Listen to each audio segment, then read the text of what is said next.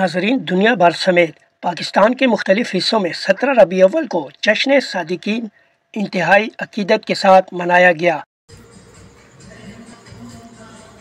پشاور میں مومنین کی جانب سے منعقد کی جانے والی تقریب کے احوال سے بھی اپنے ناظرین کو آگاہ کرتے ہیں، لیکن اس سے پہلے اس دن کی اہمیت کے حوالے سے مختصر معلومات شامل کرتے ہیں۔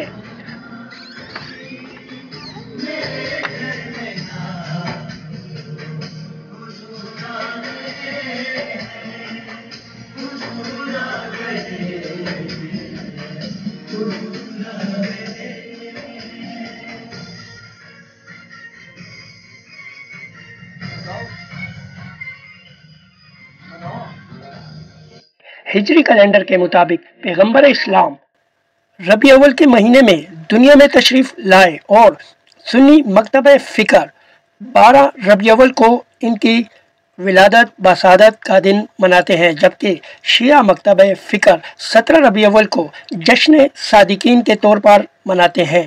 12 ربیع اول کو عید المیلاد النبی کے جلوسوں میں اہل تشیع کی ایک بڑی تعداد برادران اہل سنت کے ہمراہ جلوس کی شکل میں شرکت کرتے ہیں۔ تاہم تاریخ ولادت پر سنی شیعہ اختلاف مٹانے کے لیے روح اللہ خمینی نے 1981 میں 12 سے 17 ربیع اول تک اسلامی وحدت کا ہفتہ قرار دیا۔ اہل تشیع کے ہاں 17 ربیع اول کو انتہائی عقیدت و احترام کے ساتھ جشن صادقین منایا جاتا ہے۔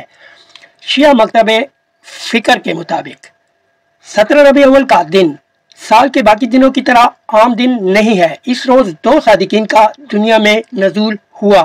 ایک وہ جو بشریت کو گمراہی سے نکالنے اور پوری دنیا میں عدل و انصاف کی نشر و اشاعت کرنے والے خاتم الانبیاء والمرسلین و سید الکونین حضرت محمد صلی اللہ علیہ وسلم، اور دوسرے درسگاہ اہل بیت کے بانی مذہب تشیع کو مذہب جعفری کا لقب دلوانے والے، پوری دنیا میں حدیث تفسیر، اصل اسلام اور سائنس کی روشنی پھیلانے والے چھٹے امام جعفر صادق علیہ السلام نے بھی اسی دن اس دنیا کو اپنی آمد کا شرف بخشا۔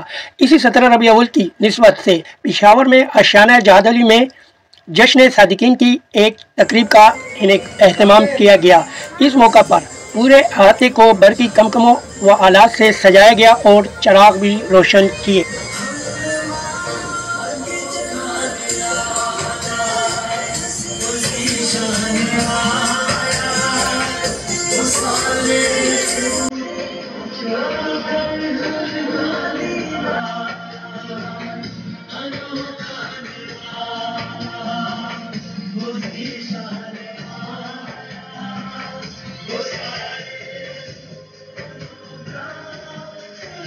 تقریب میں کیک بھی کاٹا گیا۔ نعت، منقبت اور اشعار ہدیہ عقیدت میں پیش کیے۔ منبر پہ کھڑے ہو کر احمد نے یہ فرمایا، حیدر ہے وسیع میرا، مخلوق کو سمجھایا، یہ حکم الہی ہے، اس پہ نہ شبہ کرنا، فرمان محمد ہے، حیدر کی ثنا کرنا۔ تقریب میں نظر و نیاز و لنگر کا بھی اہتمام کیا۔